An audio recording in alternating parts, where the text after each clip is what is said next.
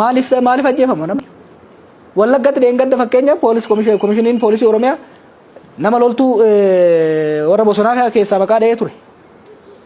maal dhageenya borumtaasaa haadha abbaan nama sanii ajjeefameen maal jechuudha nama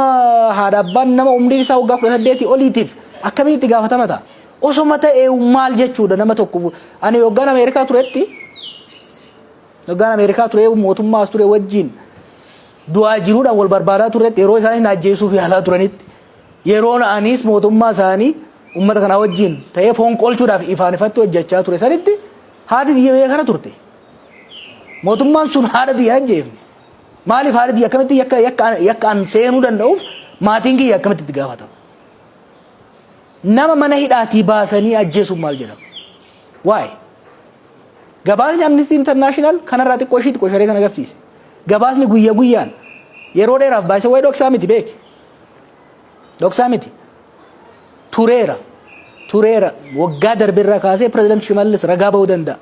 waan deemaa jiru kana yogguma isin reefu eegaltu waan akkanaa kan ammumaa dhaabsisaa